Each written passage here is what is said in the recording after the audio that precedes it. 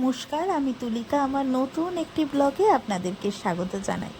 আশা করছি আপনারা সবাই ভালো আছেন, সুস্থ আছেন। আমিও ভালো আছি। চলুন, আগের দিনকে আপনাদের সবাইকে মায়ের বরণ দেখিয়েছি আর বলেই রেখেছিলাম যে মায়ের বিসর্জনের মুহূর্তটা আপনাদের সাথে পরবর্তী ব্লগে নিয়ে আসবো। আজকে সেই মুহূর্তটাই আপনাদের সাথে নিয়ে আসার চেষ্টা করেছি। প্রথমেই আমাদের মাকে ভ্যানে তোলা হলো তার শ্বশুরবাড়িতে নিয়ে যাওয়ার জন্য, যাতে আমরা গঙ্গায় করে বিসর্জন দিলে মা শ্বশুরবাড়ি যেতে পারে। আমাদের বাড়ির প্রত্যেকটা সদস্যই এই বিসর্জনে যান, তাই জন্য সামনে কিছু দল, পেছনে কিছু দল গেছে। যদিও আমরা মাকে আড়ম্বরহীনভাবেই নিয়ে যাই, কোনো রকম এক্সট্রা বাদ্যি বাজনা যায় না মায়ের সাথে। মায়ের বিদায় যেরকম মেয়ে চলে গেলে মায়েদের মন খারাপ হয়ে যায়, আমাদেরও প্রত্যেকটা মানুষেরই মায়ের চলে যাওয়ার মুহূর্তটা খুবই কষ্টকর হয়। তাই জন্য মা যখন যায়, বেদনাদায়কভাবেই যায় আমাদের কাছ থেকে।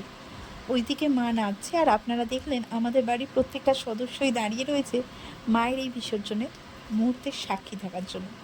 যদিও এবারে মা আমার কাছে আমাদের বাড়িতে যখন এসছিলেন মায়ের পুজোর দিনে, অনেকটা উদ্বিগ্নেই কেটেছিল, কারণ সেই দিন আমার ছেলে ভীষণভাবে অসুস্থ হয়ে পড়েছিল এবং আমার ছেলেকে রাত্রিতে ডাক্তারের কাছে নিয়ে যেতে হয়েছিল।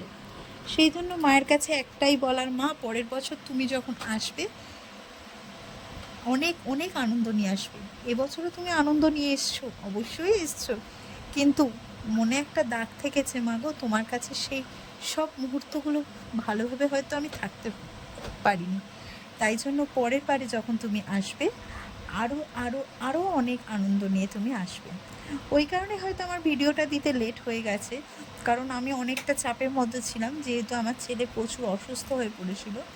তাই জন্য এখানে মাকে বরণ করা হচ্ছে, যাতে মাকে ঘোরানো হচ্ছে, 7 পাক মাকে ঘোরানো হচ্ছে। তারপর মায়ের ঘোরানো পর্ব শেষ হয়ে গেছে অলরেডি। এবার মাকে জলে বিসর্জন করা হবে।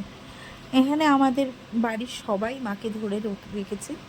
এবার মাকে জলে প্রতিমাকে নিরঞ্জন দেবে।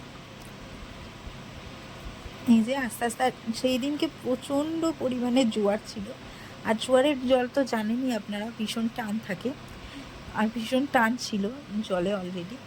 ওই কারণেই ধীরে সুস্থে সাবধানে যাতে বিসর্জন দিচ্ছিল, যাতে কোনো অসুবিধা না হয়। এদিকে দেখতেই পেয়েছেন যে মাকে নিরঞ্জন করা হলো, চলে গেল মা তার শ্বশুরবাড়িতে। আরও একটা বছর অপেক্ষা থাকার পর তবে মা আসবে আমাদের ঘরেতে। এই একটা বছর মাগো তুমি আশীর্বাদটা রেখো, যাতে প্রতিটা দিন প্রতিটা মুহূর্ত ভালোভাবে কাটাতে পারি, আর তোমার আসার জন্য অধীর আগ্রহে থাকবো, যত তাড়াতাড়ি তোমার আসার মুহূর্তটা আসে। মাগো তুমি সাবধানে যেও এবং আমাদের পরিবারের প্রত্যেকটা সদস্যের মাথায় তোমার আশীর্বাদের হাতটা রেখো। আর এদিকে দেখতে পাচ্ছেন মায়ের যাওয়ার পর মায়ের ঘরটাকেতে জল নিয়ে যাচ্ছে বাড়িতে এসে, যাতে শান্তির জল দিতে পারে। যাই হোক, ভিডিওটি কেমন লাগলো অবশ্যই জানাবেন, আর ভুল ত্রুটি হলে অবশ্যই জানাবেন। বাই।